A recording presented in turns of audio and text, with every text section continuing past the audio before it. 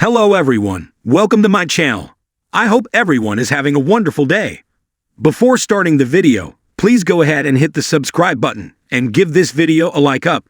Today on The Yum and the Restless, Victor summons Diane to his office, Kyle and Jack make peace, and Amy drops a bomb on Nate. All products and services featured are independently chosen by editors. However, soaps.com may receive a commission on orders placed through its retail links, and the retailer may receive certain auditable data for accounting purposes. Diane arrives in Victor's office, and she says it was clear he didn't want to take her up on her offer in front of Nikki. It's obvious he's kept her in the dark about Glissade. Victor didn't call her there to talk about his wife. Diane says, "That's right. You called me here to talk about revenge." He's interested to hear what her twisted mind has come up with. He reminds her they were married, and he knows how she operates. Diane complains that her family turned their back on her. She doesn't deserve to be treated this way. So whatever happens next is justified. She wants Victor to fire Kyle and allow her to take over Glissade as CEO. She can't think of anything more painful for Jack except him finding out she orchestrated the plan. Victor tells her if he agrees to this, there's no turning back. Diane's ready to take this to the very end. At the club bar, Jack tells Kyle he hasn't spoken to his mother, and he's going to Paris tonight to bring Ashley home. They agree it's great news, but Jack worries what he's walking his sister into. It's going to be different at the house, and it could append her progress. Jack misses her and likes having her nearby. Kyle offers to help with the transition. He's been rethinking his decision to move out. Without Diane around, things might be more tolerable. Jack tells his son how much this means to him. Kyle smirks that Ashley might be glad his mother got the boot. She saw through her act. Jack says he should have listened to her, and Nikki, and Phyllis too. Kyle thinks they should be ready for some loading. At his apartment, Nate answers a knock on the door. It's Amy Lewis, who thanks him for seeing her again. "It's been a long time since I've been in Geno City. It's nice to be back." Nate tells her he didn't expect to hear from her again so soon. He asks why she came back after all these years. Amy says they have unfinished business. There's something she didn't tell him when he came to see her. She wanted to see what kind of man he was before she decided whether or not to open up to him. "I wasn't sure if I was ready." Nate says she's there, so she must have decided to share. Amy tells him that when she lived there before, she and his father were more than co-workers and friends. "We were pretty seriously involved." Nate asks why she's telling him this now. Amy says there's something he needs to know. Something your father never knew. Phyllis spots Chance on the patio at Crimson Lights and says she needs to talk to him. She protests that he arrested the wrong person. Chance won't let her go off on him and says he can't discuss this with her. Phyllis sits down and informs him that as the mother of the woman he's dating, he can give her a couple of minutes. She wonders what Summer's going to think when she finds out he arrested her brother. Phyllis tells Chance all he has to do is find Heather's real killer. Chance says that's easier said than done and informs her there is zero evidence against Sharon. It's in the DA's hands. Pointing the finger at someone she has a history with isn't going to change anyone's minds. Phyllis decides she'll just have to find the evidence herself. At Society, Daniel's thankful Christine got him out on bail. Christine knows he didn't do this. Daniel complains everyone is looking at him. It reminds him of him and Lily going on the run after Cassie's accident. Christine thinks it shows he has nothing to hide. She asks if he knows who the real killer could be. Daniel says his mother has a theory, but it's out there even for her. Christine will entertain anything right now, even something from Phyllis' twisted mind. Daniel says his mom thinks Sharon's responsible. Christine finds this a hell of a stretch. Daniel knows that Sharon's been dealing with a lot of old feelings about Cassie's death. He admits that he went and accused her. Christine cringes and warns him not to engage with her again. She reflects on Phyllis' past with Sharon. Maybe she was looking for a scapegoat to protect him. Daniel concedes this could be true. Chris says it may actually work to their advantage. At her house, Sharon reads that Daniel's been arrested. Her jaw drops. Hallucination Nick appears and says, "You can't be surprised. You knew this was coming. You made it happen." Sharon says that doesn't make it any easier. What she set in motion is now a reality. Daniel has been arrested. Sharon keeps imagining what Daniel is going through, being accused of murdering the woman he loves. Lucy has seen her father arrested. She's lost them both. It's too painful to bear. Nick tells her she can't go on like this. "You need to be honest about what happened that night. Come clean. Think about how much better you'll feel." Sharon agrees. The guilt is too much. Someone knocks at the door, and hallucination Nick disappears. Sharon opens the door to real Nick. He asks, "What's wrong?"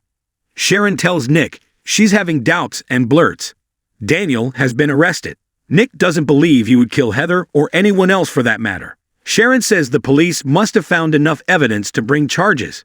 Nick's sure Chance would have been very careful before arresting Summer's brother. Sharon suggests maybe it was an accident. Maybe they fought and it got out of hand. Nick remembers that the last time Daniel was involved in an accidental death, he went on the run. He's not that person anymore. Sharon is sure that if Daniel had any involvement in what happened, he'd have turned himself in. Nick asks if Fate's heard about Daniel. Sharon doesn't think so. Nick thinks it will be Sharon. Sharon says they'll make sure she's okay. Now she can see why Phyllis was so desperate to pin this on her. She saw the walls closing in on her son. At Nate's place, Amy tells him she's kept this secret for so long it seems impossible to say it out loud. What Nathan never knew is that the last time I saw him, I found out I was pregnant. Nate asks if his dad was the father. Amy says yes. She never told him because she had already found another man. She let that man believe the baby was his. Nate marvels, "I have a half-brother, a brother I never knew about." Amy says his name is Damien. She never told him the truth either. Even after her husband passed, she still couldn't tell her son. Nate squints, and it hasn't been the right time since. Amy shakes her head. Nate asks why she's telling him this now. At Society, Daniel asks Christine what her strategy is. She wants to show that Sharon is a plausible suspect to raise reasonable doubt in the minds of the jury. The best-case scenario is finding the real killer by the time they go to trial, but they may have to do this. His future is on the line. She's not just defending him because he's Danny's son. There's something off about this. If they have to go in front of a judge and jury, she'll make sure she has all the ammunition she needs in her arsenal. In Victor's office, he asks Diane why he should believe her. They accused him of being enemy number one. Diane says that now that the Abbotts have burned her, his ulterior motives aren't her concern, except that she can use them to her advantage. She rants that their love was conditional. It's their turn to hurt. Victor smirks. He tells her he'll consider her plan. But first, he needs a show of trust. "I need proof of your sincerity and your loyalty. How come up with that is your choice. Surprise me." Diane tells Victor he'll get his proof, and she's ready to go all in. He's never had to apologize for having family and power, but when she wants that she's some kind of monster. Betrayal is motivational. Just then, Nikki walks in and asks, "What the hell are you doing here?" At Nate's place, Amy tells him there's something more he needs to know. "I was sick. Very sick. Dying in fact, but she's worried about Damien. When she's gone, he'll be all alone, with no one to turn to. He's been lost since her husband died, and he's disappeared. They had a hard time, the two of them, but he'd always reach out to let her know he's okay. This time, he hasn't. She has to find him before it's too late. Amy is there to beg him to find his brother. Nate asks, "What is it, Amy? What kind of illness do you have?" She has leukemia and has a few months, maybe a year to live. Nate broaches the idea of promising treatments. All she needs is something she knows she has no right to ask him. "I'm begging you anyway. Damien doesn't know that I'm sick, and he needs to know. I need to say goodbye." Nate asked why she came to him when she could hire a professional. At Society, Phyllis tells Christine, "This better be good." Christine says, "Hello to you two." She lays out that they hate each other, but she hates losing even more. She'd never throw Daniel's case. She will do everything in her power to make sure he's exonerated. Phyllis asks why she called her there. Christine hears she has a theory about Sharon Newman. With the right spin, it might be beneficial. Phyllis can't believe someone is finally listening to her. And of all people, it's you. In Victor's office, Nikki tells Diane that Jack and Kyle have suffered enough due to her. She calls her pathetic and says Victor won't help her. Diane smirks. "Sorry I've wasted your time, Victor," and leaves. Nikki rants about having security keep her out. Victor says he summoned her. Nikki gawps. "What?" Sharon opens her door to Chance and Christine. Well, this is a surprise. She invites them inside. "What can I help you with?" Christine says they're there to talk to her about Heather's murder. "We know your story isn't true." Sharon asks Chance to tell her that he believes her. Chance can't do that. They've found new evidence that contradicts her version of events. He places her under arrest and slaps the cuffs on her. Sharon rants and screams as Phyllis and Daniel come in. Phyllis says her lies have finally caught up with her. Daniel points, "You're going to pay for your crimes." Sharon hollers, No, stop it." Suddenly, Sharon wakes up. It was all a bad dream. At the club, Jack tells Kyle, they'll get through this, and maybe come out better on the other side. Kyle smiles, sooner rather than later, I hope. Behind them, Diane walks in and stops to watch them. She struts over and muses, well, look at this. Are they bonding over their mutual disgust for her? Jack says that's no longer her concern and suggests she leave town if she doesn't like it. Kyle thinks that's a good idea.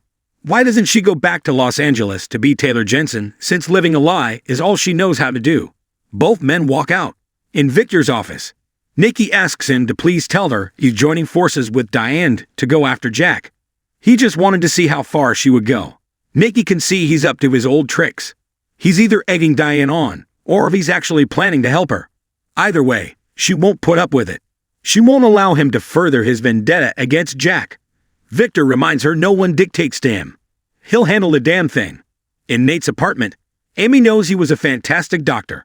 The man who raised Damien was also a doctor. He looked up to him, which is part of why she couldn't bring herself to tell him the truth. She's hoping Nate will find his brother, get to know him, and maybe be a mentor. He's older than Nate, but he can fill a void. Nate gathers she wants to track down a man and tell him how to run his life. Amy knows it's a lot, but will ask him to think about it. She'll stay in town until she knows what he's decided. Nate will get back to her.